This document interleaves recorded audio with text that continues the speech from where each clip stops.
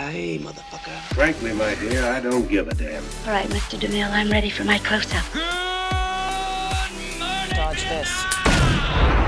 And welcome back, everyone, to the Holy Moment Podcast, a podcast where we talk about films with you, discuss the moments that work, the moments that don't, and of course, the moments that reflect truth in unexpected ways. And y'all, I owe everyone an apology, but mostly I owe Wes Anderson an apology, because in the very last episode we did, when Harry Met Sally, Jeffrey and I were kind of like, I don't know about this Wes Anderson guy. He might sacrifice, substance and character development for style.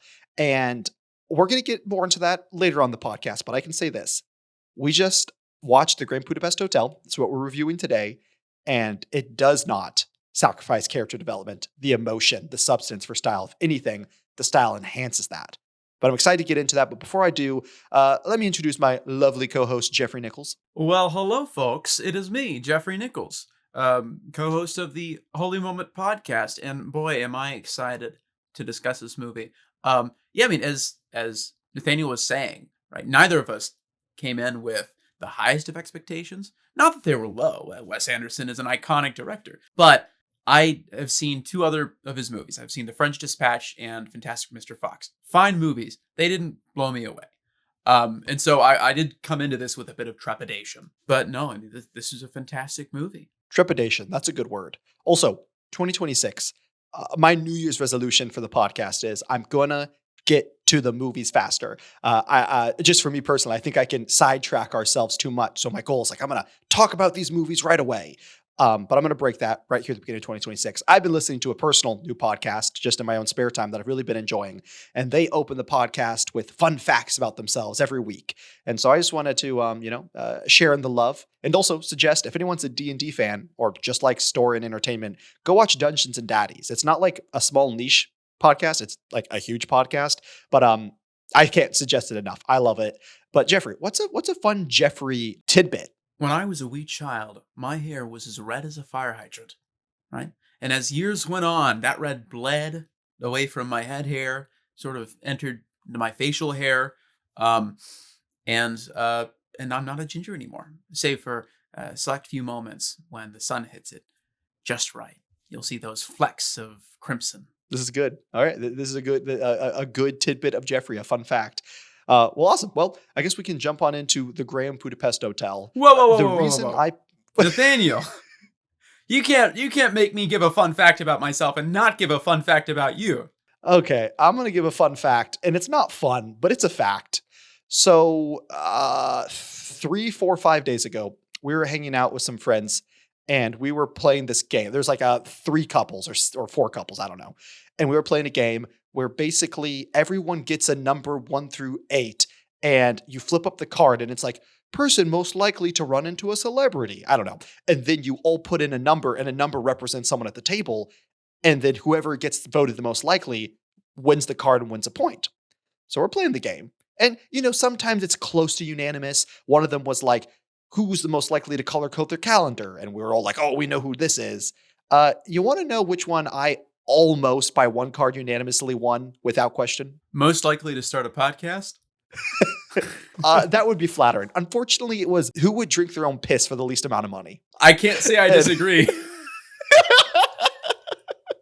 Yeah, unfortunately. I mean, I don't have shame over it, but my wife, on the other hand, felt a little embarrassed to be married to me in that moment. Now, folks at home, just because it's the least amount of money doesn't mean it's a little bit amount of money. So, if you would like to know how much I would personally take in to then take in my piss, you can email us at theholymomentpodcast@gmail.com or comment on one of my reels, and then I'll let you know. But you have to engage with us. Okay, Jeffrey, there's my fun fact. Are you happy? I am very happy. Thank you for that. Okay, very good. And now just a solid 6 minutes in, we can get to the movie. But no, seriously, we're talking about the Grand Budapest Hotel, Wes Anderson's movie. This was for the category fashion icon. So I came up with this category. Basically, I thought it was a fun idea to pick a movie that represented like fashionable wear, cool clothes. And for me, I didn't like obviously it wasn't a movie that had like the best production design or style, but like when it comes to fashion icon, I think of style and having drip and looking cool. And for me, immediately Wes Anderson came screaming to my mind. And I haven't been a fan of his more recent movies, but I watched the Grand Budapest Hotel when I was pretty young, about 14 when it first came out. And I remember liking it, but I also had like no recollection of the movie. So I really wanted to go back and compare. Okay, did 14-year-old Nathaniel have the same opinion after like going to film school and having like kind of curating my opinions on movies and seeing if I still agreed? No, I think Wes Anderson's overhyped and he kind of sacrifices substance for style. And I'm happy to come out of it saying maybe that's true with other films, but I think the Grand Budapest Hotel knocks it out of the park. He did a great job directing it and writing it, and I really enjoyed it. Yeah, it felt like a tight script, like efficient, and the story and the characters, right, were all super endearing. I think this was. I haven't seen a lot of his other movies, so this is definitely the best that I've seen of him, and I have a hard time imagining it being topped. And that's what a lot of people say. Like it kind of was weirdly the middle of his career. For a lot of people who don't know Wes Anderson, I think they think the Grand Budapest Hotel is like one of his first or second movies, but it's not. It's like his sixth movie. And not only sixth movie, you might think, oh, okay, well, he did like 5 indie movies beforehand. No, he had like 3 or 4 pretty big movies before the Grand Budapest Hotel. And so, and I mean, the Grand Budapest Hotel, we'll talk about in a minute, didn't have an insane budget, but it's pretty star-studded. It had a lot going for it. So it's just interesting that this movie, for a reason that I'm excited to talk about, is, in my opinion, the quintessential, I almost said quintessential Tarantino film. No, it's the quintessential Wes Anderson movie. And I think for a reason. I don't think before or after, kind of in the middle of his career, he really hit a perfect balance of style and substance. But before we get into that, I guess for those of you who don't know Wes Anderson, I will say, like, sometimes we talk about obscure directors. Wes Anderson is like the poster boy for filmmaking, I think, in the 21st century. Just he is the poster boy for style, for unique blocking and camera movement, a very unique color palette. So if you don't know him from the Grand Budapest Hotel, you probably won't know him from these movies, but he did Fantastic Mr. Fox. Most recently, he did The Phoenix Scheme, Asteroid City, Isle of Dogs, The French Dispatch, and Moonrise Kingdom, all pretty popular movies. I was really surprised by the budget. This had a very similar budget to last week's movie, When Harry Met Sally, and also made a very similar amount of money. It was made for $25 million and made $175. And I think When Harry Met Sally was made for like $17 million and made like $160 million. So just really surprised that it was made on such little amount of money, especially for like the set design that went into this and like the cast that went into this. Really impressed. Yeah, I mean, comparing When Harry Met Sally to Grand Budapest, the production design is a lot more ambitious because they're completely creating this fictional hotel, this fictional country, right? Whereas When Harry Met Sally, these are very real locations. It's more grounded. And so I am very curious to see how they allocated their money. This is a movie that I think has I think it actually might even have a mini documentary behind the making, because I think when this came out, again, this is the movie that really put Wes Anderson's style in the front of everyone. Like if anyone didn't know who he was after this movie, they knew, and they were like, whoa, what is this awesome style, these visuals, this movement of the camera? We need more of this. And that's the thing, is his style is so distinctive that even if you haven't seen any of his movies, you see like a clip, right, a still, and it's him, right? When the AI art generation started becoming a thing, you'd see these videos of people saying, oh, this is Lord of the Rings and the Wes Anderson style, and of course it was very derivative and not as genius as the actual Wes Anderson himself, but he was one of the first people that folks went to saying, I want style like that. I'm really happy you brought that up, actually, because that was something I was going to bring up. Like, I remember, like, in the very, even before I think he even knew it was AI, like back in like 2022, kind of the cusp of it kind of coming back out into like social media and everything. It was fun to see all of these like in the style of Wes Anderson. I feel like that and then Ghibli were the two really big ones, in the style of Ghibli films, the style of Wes Anderson films. And I really like them. They're really cool. I think there's also a period before AI took off. There was just not even a resurgence, because Wes Anderson has been popular for the past decade, but there's a big spike in how content creators would be like, I'm going to do a Wes Anderson themed like room. And then they would like decorate the room and make it really Wes Anderson. And it was really cool. But speaking of the star-studded cast that made this movie probably more expensive, let's talk about them. I had to look up a YouTube video of how to pronounce this guy's name because he's one of my favorite actors, and I always mispronounce his name. Ralph Fiennes? Ralph Fiennes. Yeah, Ralph Fiennes as Monsieur Gustave. I loved him in this, and the reason I loved him in this is first like I said, one of my favorite actors of all time. But everything he's in before this, it's much, much more serious. And he always has an air of sadness to him. And he plays it spectacular. The Menu, Conclave, 10 out of 10 performances. But it's a little bit of a stereotype or archetype that he plays. So it was really fun to see him play something completely different and something with hair, because he's always bald in the other movies, because I think he's bald in real life. So it was really fun. Like I did not recognize him the first 10 minutes in the movie. And so it took me a minute before I really pegged who he was, but he did a phenomenal job. Tony Revolori played Zero Mustafa. That is Flash in the new Spider-Man movies, the Tom Holland movies, Flash the bully, the Indian bully. That's who that actor is. I thought he was familiar. Mm-hmm. Yep. It also took me a minute. I'm like, oh, I know who this is. Yep.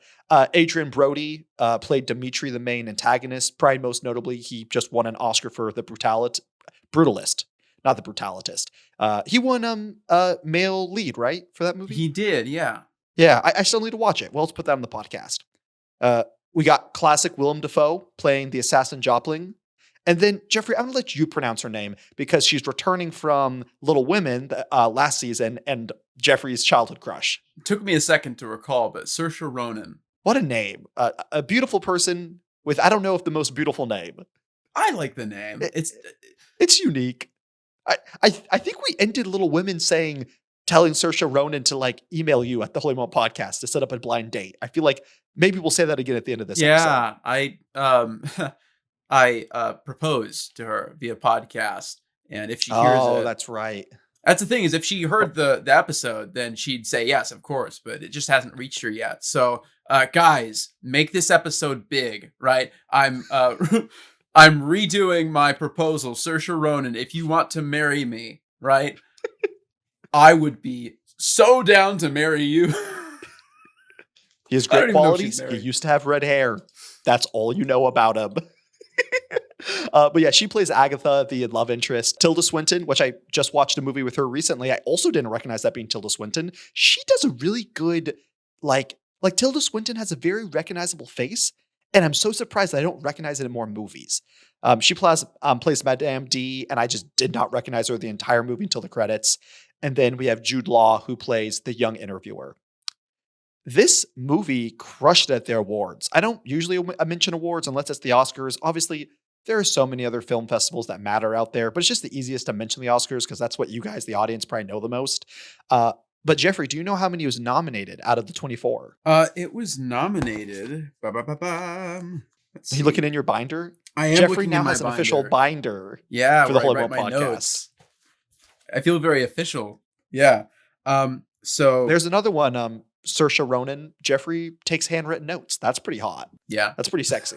It is, Saoirse. So it won Best Costume Design, Makeup and Hairstyling, Original Score, and Production Design. I think it was nominated for Cinematography, Directing, Screenplay.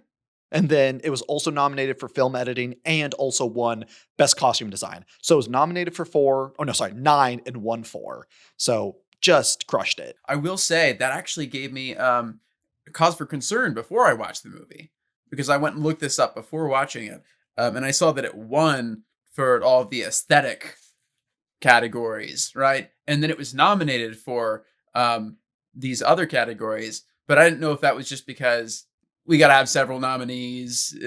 Politics, exactly.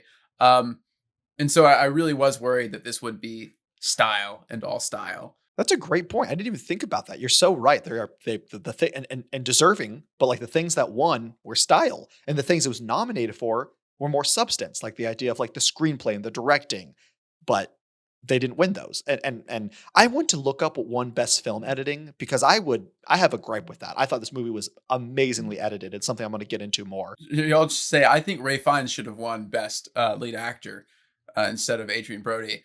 I mean, I haven't seen that movie, but Conclave, I fell in love with Ralph Fiennes in that movie. Oh yeah.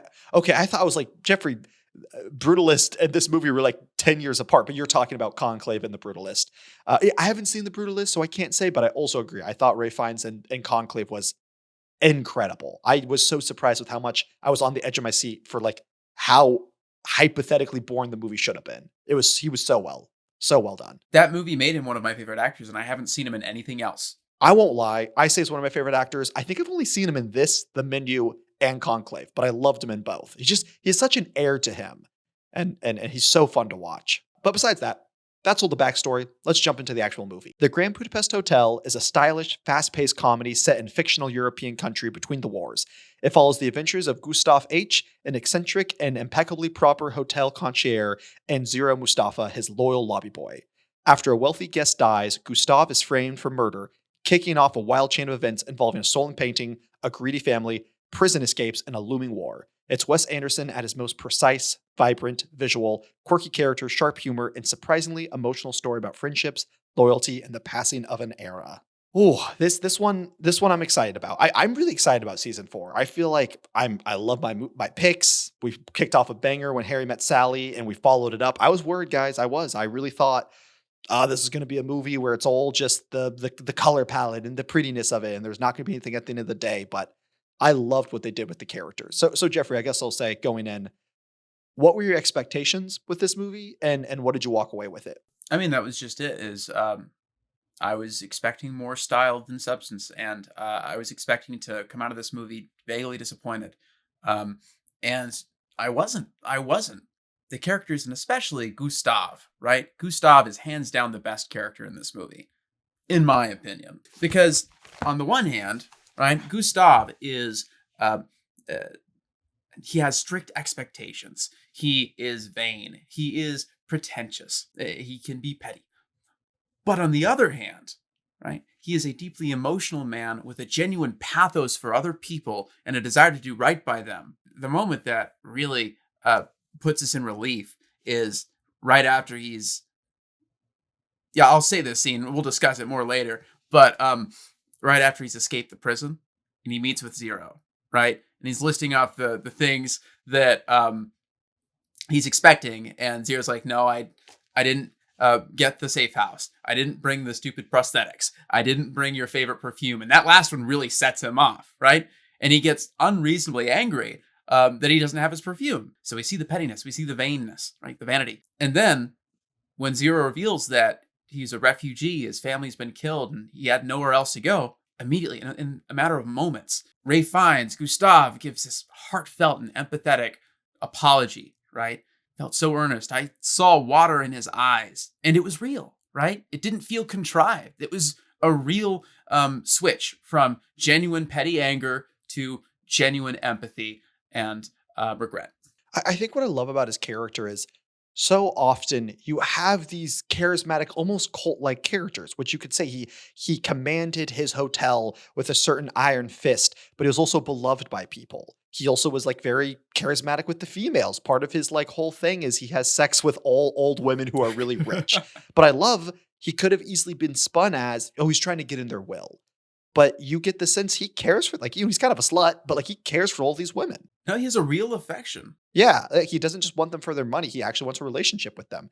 People, like other people who aren't willing to have relationships with these old ladies, like, and not saying like, if you love old women, you should have sex with a bunch of old women, but like other people aren't giving them time of day. And he actually cares about who they are as people and as sex partners. But more than that, so you get this idea he could be this narcissistic, charismatic cult leader. But when the chips are down, like you said, Jeffrey, he doesn't play it that way. He doesn't play it off as chauvinistic or arrogant or I'm better than you. When the cards are down, he's like, I was wrong. I'm so sorry. And I think you said it perfectly. It's just one of the most heartfelt apologies I've ever felt in a story. It wasn't the most tear-jerking. I wouldn't even say it's the most emotional, but there's something so genuine about it in the silliness. And I'm excited to get to that scene later because I actually have a lot to say about it in the editing. I'm very excited to talk about the editing. But yeah, I completely agree. Ray Fiennes did an amazing job, but I don't think we can look past Zero, the actor Tony Revelieri. I thought he really went toe-to-toe for Ray Fiennes. Everything that Gustav was, his booming character, his charmingness, Zero was the opposite. He was calm, he was collective, he was shy, but he was witty, and he was very smart. He picked up everything Gustav kind of taught him right away as his lobby boy. And I thought that dynamic was so enjoyable to watch, because so often that dynamic will get strained or broken, and then maybe they'll come back in the end. And you could have had that moment when when he was telling him off, like, you forgot all these things. But immediately, like you said, he immediately recognizes he's being a douche and he apologizes, and their bond is stronger than ever. So their dynamic back and forth, I thought, really made the movie so fun to watch. When Gustav asked to officiate at Zero's wedding, my heart melted in that moment, right? It felt so genuine that I literally out loud, and I'm by myself, I'm not watching it with anyone, I put my hand on my heart. I was like, aw. Their bromance was adorable. Truly, truly worth watching. Well, with that said, the biggest thing I want to talk about, and we've said it a few times, but let's really dive into it. Style. I mean, again, I picked this movie for iconic fashion. Anderson is dripping with style, from the cinematography to the color palette to people's costumes to how the camera moves. Just style out the wazoo. So, I mean, we kind of already answered this question, so I won't dive too much into it, but I guess we can talk about it in this way. We are both agreeing that we do not feel like this movie sacrificed substance for style. But we also both agree we've seen other Anderson movies that we feel like do. What do you feel like the Grand Budapest Hotel did to solidify itself as a movie that has style and substance that he doesn't do in his other movies? Well, okay. I personally felt, and it's been a while since I've seen it, that Fantastic Mr. Fox was a bit meandering, right? The pace slowed, and it just didn't feel very focused, right? And when a story isn't very focused, I feel like you lose out on communicating the substance that you might have wanted to communicate. With The French Dispatch, again, it's been such a long time, and I'm sure that it's a great film. The nature of it being an anthology story, where we're not spending our time, like all of our runtime, with a few sets of characters, that also hindered my investment in it. But with this, we are following really two characters throughout the whole film, right? And there are other characters tangential to them, but this is a story about Gustav and Zero. And they're great characters that we want to follow. And because it's about their dynamic, like the focus, the theme is more focused. And so it was just, he was better able to communicate the substance through these focused characters than in the other movies I've seen. I've also seen just those two. Fantastic Mr. Fox, and then I saw The French Dispatch. But I don't think I feel like I've seen one other of his films, but I honestly might have only seen 3. So I'm thinking in the future, maybe not next season, but maybe the following season, I want to put another Wes Anderson film on here to really test this theory. Because, if he's done 9 or 10 movies, I can't draw a conclusion enough if he's a director that sacrifices substance for style based on 3 movies. But I'm really happy to see, at least it wasn't 3 for 3. It wasn't 3 that are all like, yeah, all of these are like mediocre because of the style. We might have seen The French Dispatch together, and maybe Fantastic Mr. Fox. I know for a fact it wasn't. The Fantastic Mr. Fox wasn't together because I watched that by myself on my computer, like over Christmas break. But we did watch The French Dispatch, and I'm happy you brought it up because here's a little side note. 2 movies this season have specific anecdotes. Jeffrey taught me how to say that word last season.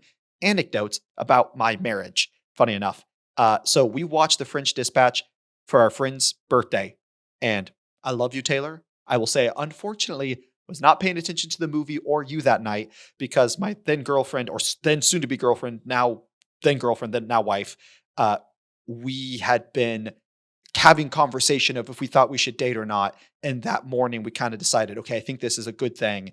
And so we were at the movie together, basically just making googly eyes at each other the whole time. And then after the movie ended, we went and I officially asked her out, and the rest is history. That's so cute. I remember. Yeah, The French Dispatch was a thing in the way of getting to my soon-to-be girlfriend. And so I did not care for it. I forgot that the timelines matched up in that way. Yeah. So again, another movie I need to give a rewatch because I don't think I'll ever love it, but I do very much unfairly have a bias towards not enjoying the screening experience. But okay, so we kind of answered that style question. More importantly, the question we asked with Harry Met Sally, what were your favorite outfits, your favorite set pieces, the color palette, like the style of Wes Anderson? What was like the thing that you loved the most about this movie? Ooh, favorite outfit, I would say, is the interviewer's outfit. Just the nice tweed, Really? light tan Jeffrey really picked the most boring outfit in the whole movie. No, it's Arguably not the most boring. realistic. It's classy. It's the most realistic. What I was thinking is that is an outfit that I would wear, right? Would that be boring if you saw that on someone out and about? It would not be boring. I think he's a middle-aged interviewer. Oh, but like, imagine it on me, right? Oh, you're so right. Saoirse Ronan, imagine it on me. Yeah. yeah. There we go. Saoirse Ronan. Yeah. Saoirse Ronan, can you please go rewatch the Grand Budapest Hotel for the few minutes that the interviewer's on screen and imagine this man in that outfit and ooh, what a hot Somali. Okay. Here's what I'll say as well, though, right? The matte paintings, right, as the backgrounds, I loved, and I wish that more movies would do that. Right now we have the what are they called? The screens. Like CGI? No, the Mandalorian used the screens. Oh yeah, yeah. I actually live really close to that studio here in Atlanta. Oh wow. Yeah, like the big 360 kind of not green screens, but now like the LCD, LED like screens that can that literally can make any background, and it's 360, so it works wherever you're shooting, whatever angle. Yeah, I kind of hate that we want to put our characters in quote unquote realistic spaces all the time. Why can't we lean into the fact that this is clearly fake, right? It's a return to old Hollywood where, the backgrounds are painted. We can tell that it's painted, but it's a work of art. And isn't that fantastic in its own right? And he did it just enough. I thought if it was overly done, it would have leaned too much into Fantastic Mr. Fox, which is a fully puppeteer movie. It's not live action. But if he didn't do it enough, it would have felt really odd whenever it came on screen. He sprinkled just enough wide shots with these beautiful matte painted backgrounds that it brought the style together, but didn't detract from, again, the core story. There's a really, I think it's earlier on in the movie, kind of when we first get introduced to like the grandeur of the Grand Budapest Hotel and this beautiful matte painting with like a dark purple stormy night looming above this brilliant pink pastel hotel, and it was just gorgeous. And then everything at the monastery on the mountain, really beautiful. Yeah. Speaking of that initial landscape view of the Budapest Hotel and the mountains in the background, I think that Wes Anderson makes great use of the aspect ratios in this film. What's the standard aspect ratio, like the wider one? Like 16:9. 16:9, and then the 4:3 is 4:3. boxy. So when we cut to like the interviewers present, it's the 16:9, and then when it's the flashbacks, right, it's that 4:3. And the benefits of 16:9, in my opinion, are when you do those far wide shots, right? The landscapes look sweeping and the figures look solitary and alone, right? And it's also more realistic. When I see things in real life, I see things in my periphery. It's not contained to a narrow box. But with 4:3, what you sacrifice in realism, you gain in control, right? You have more control over the frame because there's less space to cover, right? And so I feel like it looks more painterly at times. And especially when the subject is centered on the frame, it really pops. And it makes the characters and the people in the scene more intimate, feel more intimate. They have to be closer, intimate or claustrophobic, depending on the intent of the director. The greatest example of this, in my opinion, is that last scene on the train, right? They're in that cramped train car. It's Agatha, it's Gustav, it's Zero. And they're being apprehended by the SS. And we are told, right, that that's the moment, that's the day that Gustav dies. And trying to defend Zero, he gets shot and killed. When we cut to the interview, right, it's no longer in that cramped, claustrophobic 4:3. We're in that wide aspect ratio in this massive dining room that is empty, right? And we feel that absence. That was beautifully said, Jeffrey. That deserves to be a reel in it itself. Truly a great point. And it also leads into probably the thing I'm most excited to talk about this entire movie. By day trade, I am an editor. I work with different companies, working on different content, yada, yada, yada. I edit videos. So I am always excited to look for the editing in film. And it's such a shame that editing is a huge, huge part of creating a movie. Like, we often think like, well, like we have a wide shot, then we cut to the close up, then maybe we'll cut to an extreme close up of an item.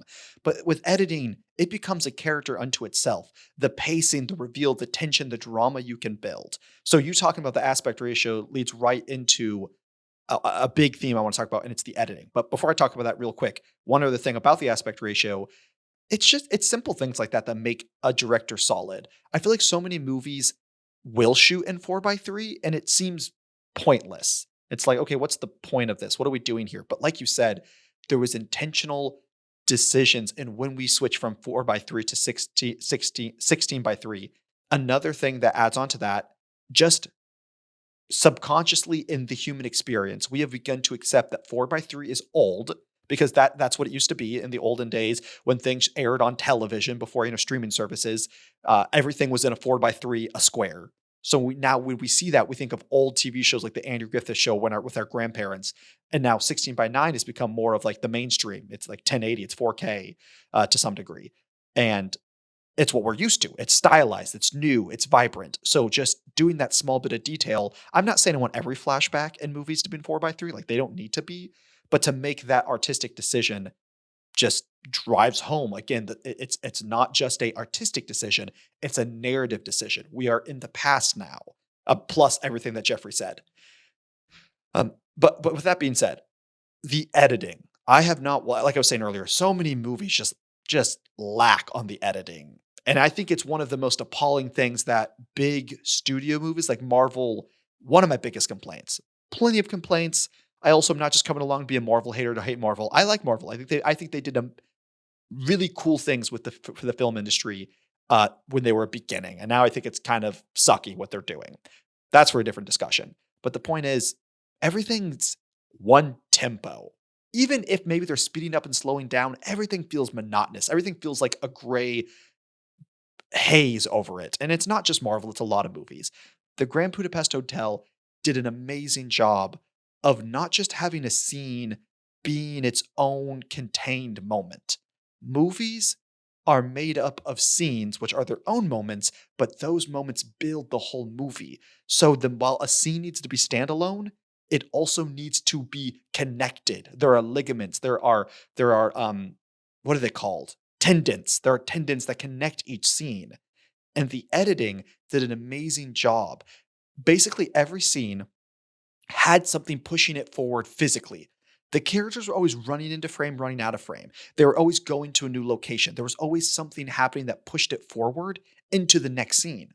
So I didn't feel like I was being drug. I've used this expression before, like with Marvel movies. Sometimes I feel like there's not really a point. We're just kind of talking to get from this point to this point to this point, just being drug along a story rather than experiencing a story. This movie, I never felt like there was a moment of downtime. Now, it wasn't like a chaotic movie where I was stressed at the whole time, but I always felt like we were moving towards something. There was always something in the scene to get to, and I loved that. But an example I want to talk about really quick is the scene Jeffrey talked about. Gustav gets framed for murdering this old lady that he's been sleeping with, and she's super rich and super powerful. And it ends up being her son that did it, but he's also rich and powerful, so he gets the police to throw him in jail. Well, with the help of Zero, he escapes with some other inmates. And at the rendezvous point, Gustav is there and he's talking to Zero like, well, did you get the safe house? No, I didn't. Did you get my fake mustache? No, I didn't. Did you get my perfume? No, I didn't. And at that, Gustav breaks. Understandably, he's been in prison. It's been hard. He just wants a little bit of the nice things in life. And so he chews out Zero. But like Jeffrey said, then Zero gives this backstory of, well, I'm an immigrant. My parents were killed. I came here. And immediately Gustav apologizes. The reason I'm bringing this up is often in comedies, the editing doesn't allow for emotional beats to land. And if they do land, they often then undercut it with a joke. And so everything that just happened that you want to feel good about just gets like the wind taken out of your sails. And you're like, oh, did they even mean it? Because now there's a joke. Like almost we're afraid of intimacy. We do it in real life, but we also do it in movies. What I loved is the editing slowed down in that moment. It allowed for that emotional beat from Gustav to go from happy, I'm out of jail, to go to angry, you forgot everything, to then go from completely apologetic, I'm a horrible person for saying what I just said. And then we get a moment where Zero starts reading some really douchey poetry. And it's very quite cute. And it's a nice moment. But then the sirens go off. And Gustav says, actually, this isn't the time. We're being chased. We got to run. So the editing allows, again, I don't want just fast pace. I want it to be a good flow of slow to medium to fast to chaotic to peaceful.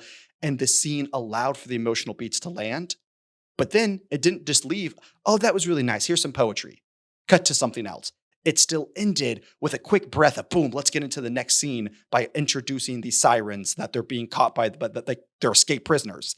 And so it's just small things like that the editing propels forward and is a character and narrative piece in its own work. Oh, for sure. And I love, as a character thing, how Gustav was genuinely interested in the poetry, right? It's not like, oh, like, we don't have time for this, we gotta leave. He's like, no, like, keep in mind where you left off, Zero. I want to hear this later, but we gotta go. Those small moments that make Gustav so lovable. I also love that as he's giving this apology, there are moments when Zero's like, should we be like, maybe we should leave? But Gustav insists and like, no, I have to give you this apology because what I did was shitty. He's principled. You might not want him as a father, but I feel like you could want Gustav as an uncle. Yeah. As a fun uncle who comes around. He would be a good uncle type. But my question for you is, what did you notice about the editing? Was there anything in the editing of the movie that you felt within the story or that you enjoyed, or did you not really notice it? I noticed it. And there's a specific scene or connected scenes that I want to talk about. Willem Dafoe, he makes his way in the prison after Gustav and his buddies have escaped, right? He sees is it Mendel's pastries? Yeah, the Mendel's pastries. Yeah, he sees the Mendel's pastries on the floor. He, takes a bite. He identifies it. This is Mendel's, right? And then we cut to Agatha in her room alone, right? And she hears a noise outside. She checks it out. And we're worried for her life. And then it cuts to the police station where they're discussing, oh, a woman was murdered and her head is in a basket. And I don't know what you thought in that moment, but I thought that it was implying that Agatha had been killed. And we had been told throughout the movie that Agatha's end was a sad one. That was horrifying. And then they brought the basket out, and I was near certain that I would see Saoirse Ronan's head. And it was genuinely scary. It was a jump scare, right? And it took a moment for me to process, oh, that's not Saoirse's head, right? And that whole sequence would not have been possible without the editing. Right? The connecting together of these different moments, the delivering on the setup and payoff that the editing provided. It's classic. It's classic filmmaking. So the technique is called cross-cutting, and it's a perfect use of it. So basically, cross-cutting is when you cut between two different scenes that allude to one conclusion, and they can, but they don't always. I think a classic one in film school that we learned about, I haven't actually seen this movie, so I'm going to quote something I'm not entirely sure about, but The Silence of the Lamb. And I think you've seen this trope over and over and over in film. I think maybe The Silence of the Lamb started it, or at least made it famous, where basically you have the victim nearing their death, their doom. It's getting bad. They're getting tortured. But then the FBI agents who are searching for this kidnapped person, they're finding clues. They're making their way. Oh, they found out where the house is. They're racing towards the house. You're cutting to the victim being hurt. You're cutting to the police racing to the door. They knock on the door. Wrong house. So that's what cross-cutting can do. And as Jeffrey was saying, that's what they were doing in that scene. And Jeffrey, right there with you.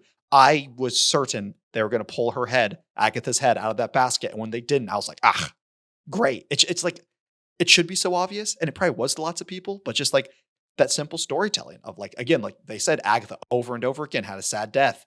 The setup, the cross-cutting, it made me believe it. So just effective things like that. You've seen Seven. We watched Seven together, right? Yes. Yeah. I 100% had a Seven moment when he's like, because the head is in like this cute little wicker basket. It's like, bring me the basket. What's in the box? Pulls out a head. What's in the box? I even almost looked up which movie came first. Surely Seven did. Like 99.9. It had, because this was 2014. Seven was like early 2000s, like 07 or something. That is a movie I have no desire to rewatch. Yeah, it was rough. Well done. Good craftsmanship in filmmaking. Gross, disgusting, upsetting. Anyways, not this movie. This movie was fun and lighthearted. Another thing I want to talk about with the editing, because then you might think, oh, so good editing is having moments of slow pace, but then you always have to rush into the next scene. like I just described with that scene. But that's not the case. Another thing I wanted to talk about was shortly after Gustav and Zero escape, they get help from the secret society of hotel concierge, which is just a hilarious bit in its own right. But they get help and they get passage on a train to where they need to go. So now we're in a scene. It's a one take. I went back and double checked. It's a one take. Gustav and Zero are laying on beds and they're just laying, looking up at the ceiling of this train, and the camera's looking down on them and they're just having a conversation. So there's no cutting. It is a quiet scene. There's no loud talking, no explosions. It's slow and methodical. It gives us time to breathe for a moment. That is something that's so important to movies. And you feel it done in action movies in the most forceful way. Like you have a really exciting, inciting incident. The zombie apocalypse breaks out. Okay, the first act, we're trying to figure out how to survive. In the second act, oh no, the waves have changed. The zombies are actually super zombies. And then enter into the third act, like the Shadow of the Valley of Death, where the characters at their lowest moment, the characters get together and they huddle around the fire and they say, oh, we had a hard time. We lost Aunt Julie and it's so sad. It feels like this forced, slow beat to give us any rip of caring about these characters. But I thought in the Grand Budapest Hotel, they did such a great job. It worked with the pacing. These two characters sitting here just talking. And again, it was also the dialogue. It was so witty and so fun. It didn't feel forceful of like, I'm sure glad we escaped jail. Yeah, I don't know what's going to come next, but you're my best friend. Like, it wasn't like that. It was very well written.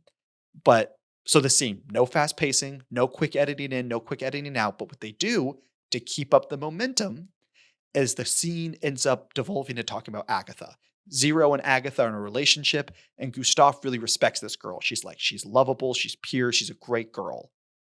After he says that, we hard cut to Agatha in her bedroom, packing frantically. She knows there's an assassin after her life. She knows she's being hunted down. This is the beginning of the cross-cutting scene Jeffrey was talking about.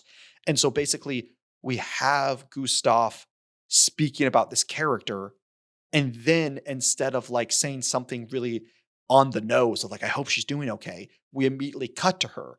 And she is the thing that is frantic. So we get this really slow scene go into this really fast scene, but we leave slowly. But it's the fact that they're talking about this character and how pure and how calm and how lovely she is. And then we get the complete opposite, the juxtaposition of seeing how frantic she is, that creates this tension all within the edit. And so I thought it was just brilliant. One of the better edited movies I've seen in a really long time.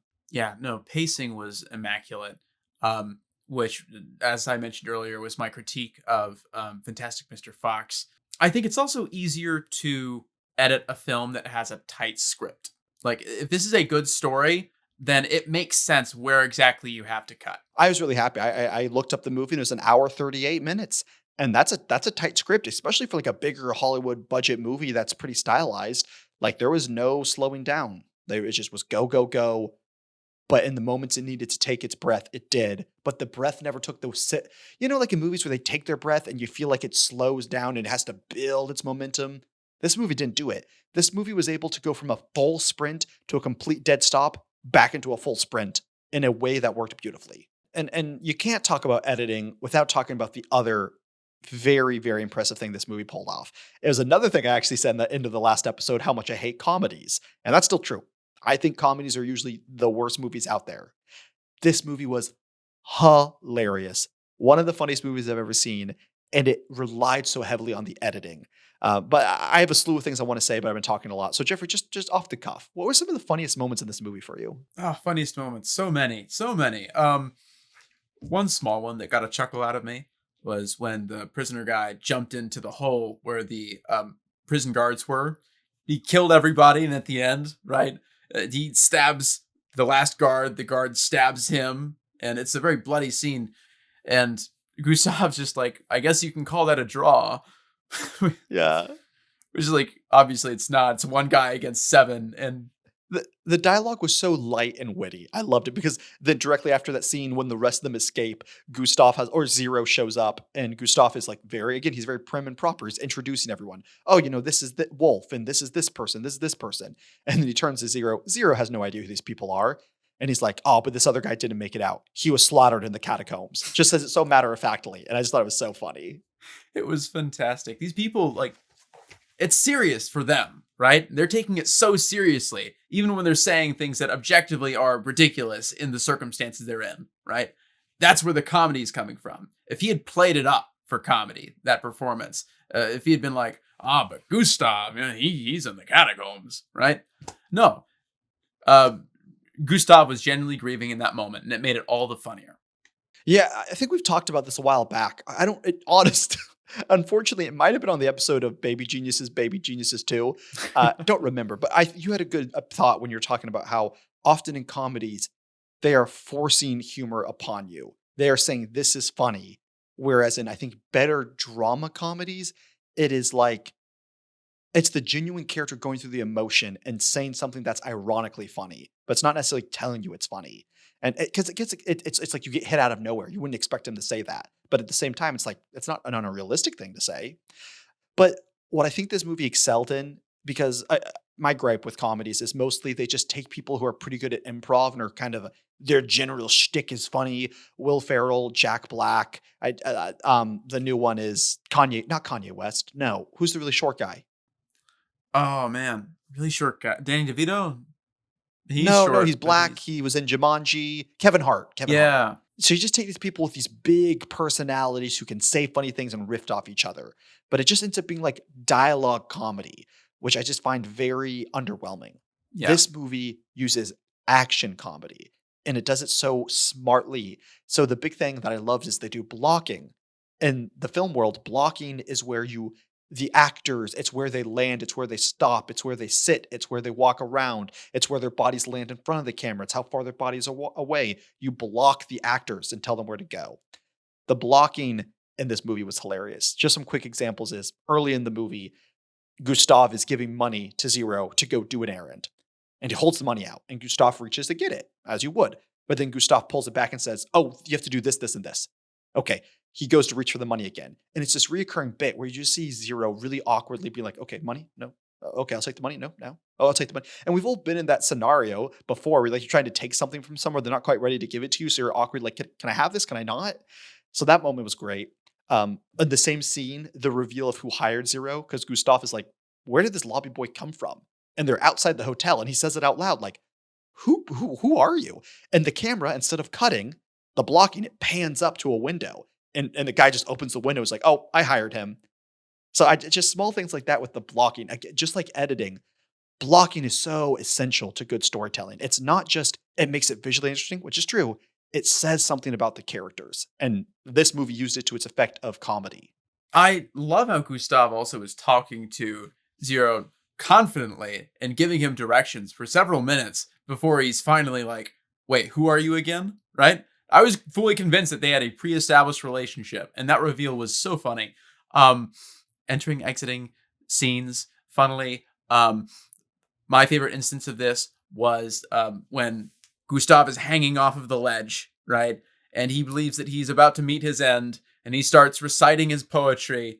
And very unceremoniously, Zero just pushes Willem Dafoe off the cliff and he falls, and it's really funny. And they don't even dwell on it much, right? You'd think that, we're going to take a breather right here and reflect, man, we actually did it. We killed the guy. No, it's very matter of fact. It's like, well, he's gone now. The funny thing is they quite literally do take a breather, and they say, let's take a moment and respect this person was dead. And that's funny. But like you're saying, in other movies, they would take a breather of like, this was been the big main bad guy. I can't believe we did it. And it feels more contrived and forced. But what we get is a funny flip on the stereotype of they took a beat, but it's more of this like polite manner of fact. We killed a man and we will respect that he was a man and he's now dead. Okay, let's go on with our plan. And it's hilarious. I think for me, Scott Pilgrim is the king of this, things entering and exiting the frame in really funny ways. But this movie gave me hardcore Edgar Wright director, Paddington 2, and Knives Out vibes. Do you see the I explicitly thought Paddington 2 when Gustav was carrying around his mush and offering it to the prisoners and like befriending Yes. Yeah, and the fact that it's like so it's not as pastel and the prison's more gray, but just a pastel movie. Like, surely there had to have been some inspiration in the Paddington 2 movie. We need to watch Paddington 2. We must. What an amazing movie. We must. And Gustav is Paddington. He is Paddington, right? It's impossible for people not to be endeared to him, as was the case with the prisoners. Even the guy that beats him up. Yeah, he ends up Pinky. I think it was his name. He ends up befriending Pinky. He's basically Paddington, who but also has sex with old ladies. You know, as Paddington has sex with old women when he gets older, one for one, same person. Well, we don't know at Paddington. Like, we weren't shown it, but there's no guarantee. Oh no, he does like a honeypot. Anyways, we're gonna move on from that comment. My favorite entering and exiting screen was definitely so the evil family, Dimitri, the eldest son of the mother that he kills to inherit her millions and millions of dollars. They have a lawyer who is the estate planner, so he's in charge of trying to figure out who gets what money. And when Dimitri finds out that he's not necessarily going to do his shady bidding, they're going to kill him. But before they kill him, they send him a very non-nuanced threat.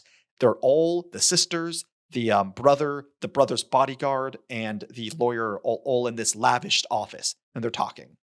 And Dimitri is like, "Hey, I need you to do this and not tell anyone about it." Like very clearly sly business dealing. And the lawyer's like, "Well, I can't do that. I might work for you, but I'm still held to a higher power. I have to be honest." And just immediately in the background, the bodyguard is holding a cat that we just assume is maybe like the Dimitri's cat. The dude throws it out a window. We don't even see the window. We just see him throw it screen left. And the lawyer's like, "Did you just throw my cat out the window?" And then he goes over to the window and there's just a dead cat.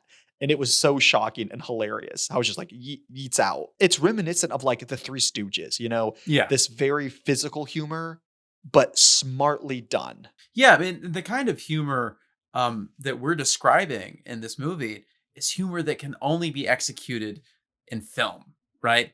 Because it makes use of editing, which is a uniquely a filmic technique. It's that medium specificity that makes this comedy work, whereas those more improvisational comedies that are more dialogue heavy, they're not making use of the medium. Film was created to do something. And I'm not saying that all film has to be the Grand Budapest Hotel, but the Grand Budapest Hotel used every thing at its disposal. Whatever it did use, it used it intelligently.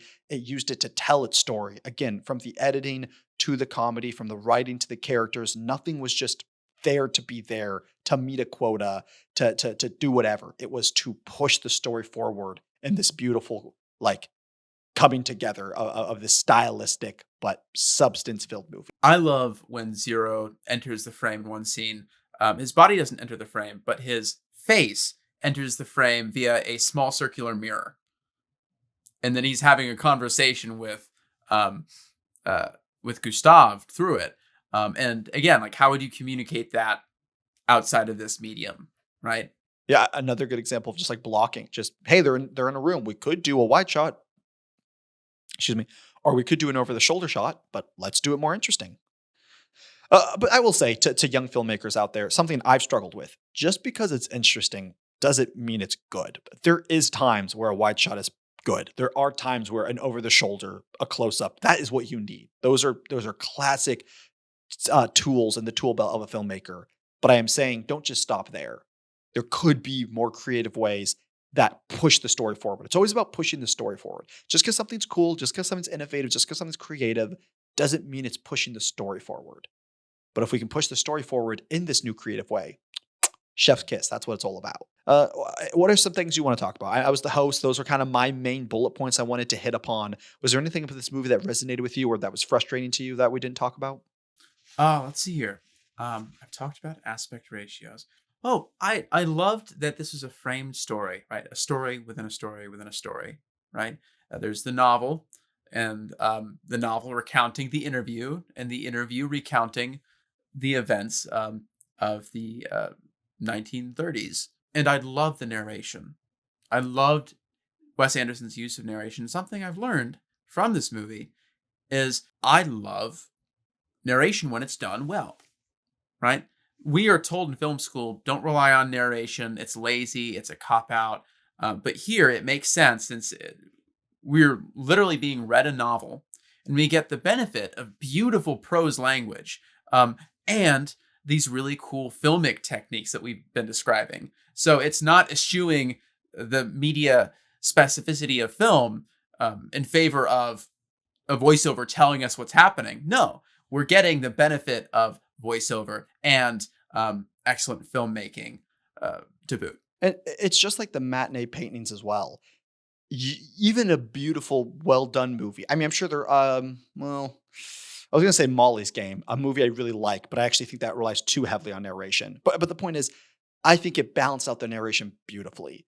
It could have been like a movie that was 90% narration, and I think it would have been for the worse. But like the matinee paintings, it wasn't just at the beginning and then forgotten about, so it's awkward. But it wasn't like every other scene. It was sprinkled in just enough to be cohesive, but also add style and flair. And it also allowed for a lot of comedic moments because characters could do something in the past, like we would literally see it, and then the voiceover would come in and add new information, some new contextual information about the scene we wouldn't have known if we had just seen it in real time in 1930s. When you said Molly's Game, I thought of Harold's Game. I haven't seen Molly's Game.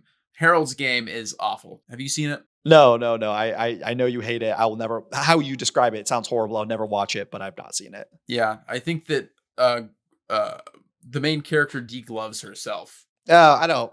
No, good, gross. Sounds horrible. Molly's Game is worth a watch. Not like my favorite movie of all time, but I actually think really solid. And it does heavily rely on narration. The movie feels like it's written by Aaron Sorkin, and there's a world in which it was, but I can't remember if it was or not. But it just moves and has Aaron Sorkin's like confidence with the dialogue. But that's for another day. Good movie. It's about gambling, so if you're trying to get into gambling, go for that.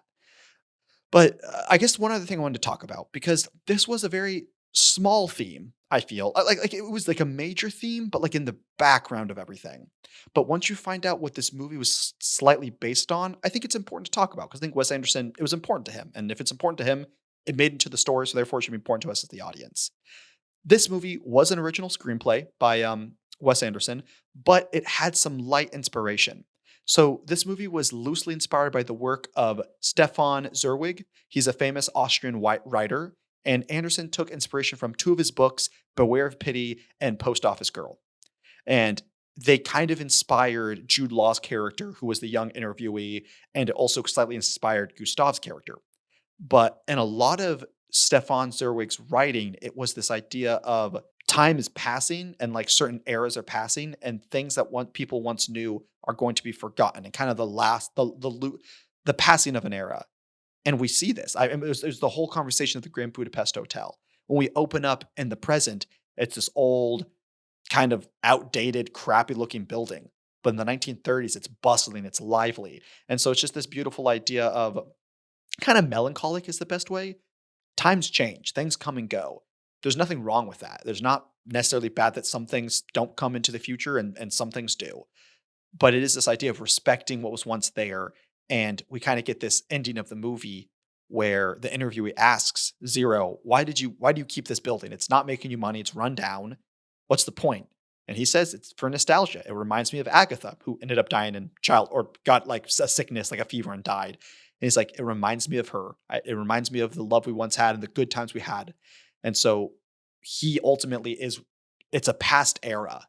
And and another thing where he's like, I don't know if Gustav, he might have been living in an era that was already past, this idea of like gentlemen and the chivalry of the concierge in the hotel world. He was like, he probably was like 50 decades too late. And so the idea of a passing of an era, but we can still hold on to things we find nostalgic. Did you like pick up on this theme, or is it not really important to you in the watching of the movie? No, I did pick up on it, and I think it is an interesting subject to cover, like the passage of time and how things can be lost, sometimes for good, sometimes not for good. Sometimes things stay, but they change. So yeah, I did pick up on that, and I think it was beautifully explored. Gustav was a man who was time displaced, and he did not know it. He was just having a good time, right? Being his lovely self. And in being who he was a light to others, right? And he inspired others who would go on to do similar things in different ways until, we have Zero in the 60s, owner of this hotel. And it's dilapidated. It's old. It's perhaps on its way out, but its history was real and its history was important. And I think it's, again, another microcosm in using this storytelling to frame the story and push it forward. He's reminiscing about this almost magical, ethereal time. Kind of maybe we did with the Roaring '20s in America.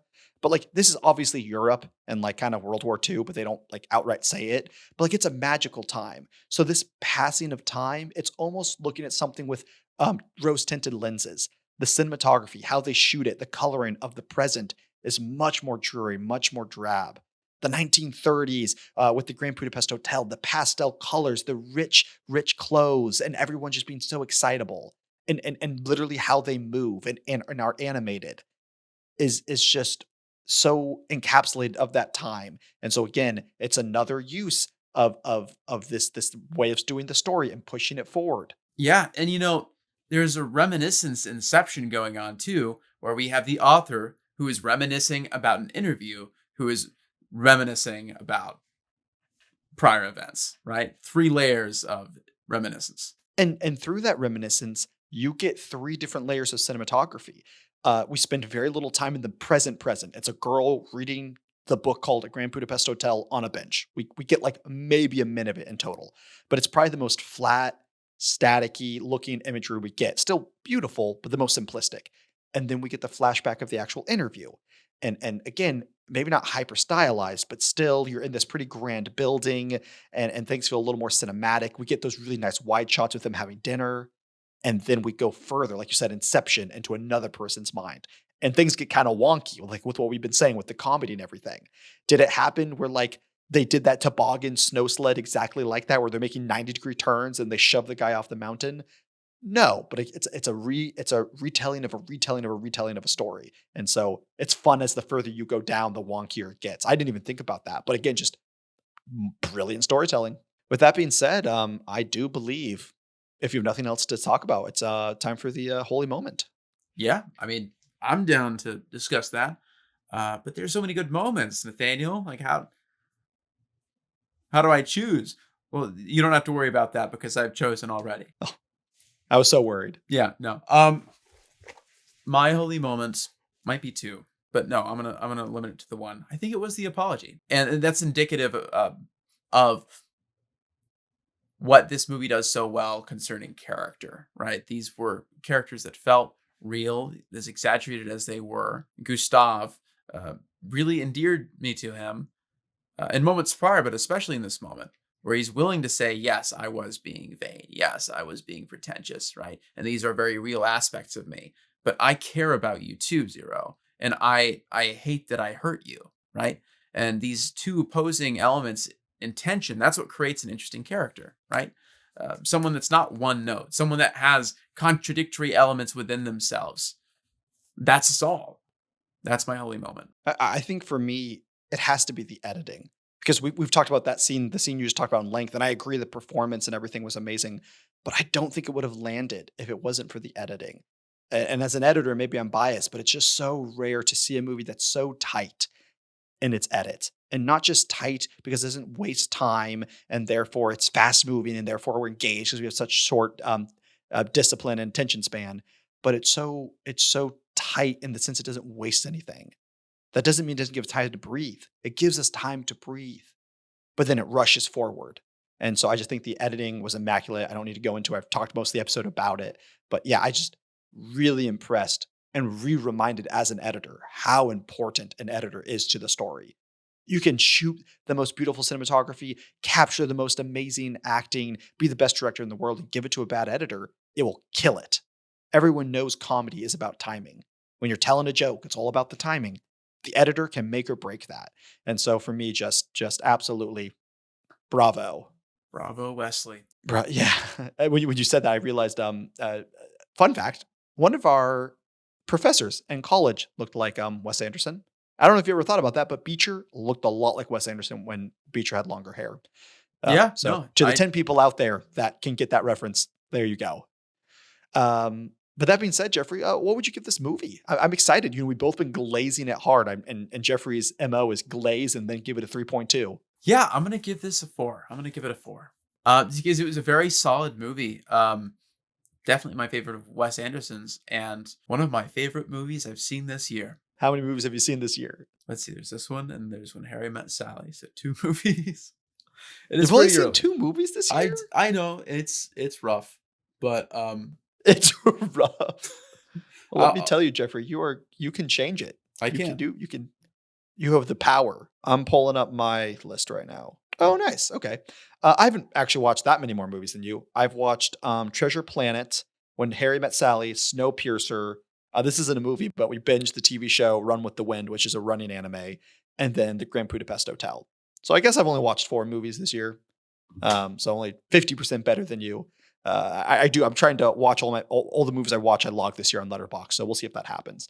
But my rating, I'm giving this a 4.3, which is one of the highest ratings. I would say that probably puts it in the top 5, maybe top 8 of all the movies we've done on the podcast. But yeah, I cannot praise it enough, and I don't know much more what I would change about it, if anything. Yeah, no, this is definitely like peak Wes Anderson style. This is, I hate to say that this is the best that he can offer, but when he's firing on all cylinders, it looks like Grand Budapest Hotel. Yeah, for sure. And I mean, like, as a director, if your highlight in your directing field is the Grand Budapest Hotel, I wouldn't be upset about that. That's a pretty good claim to have.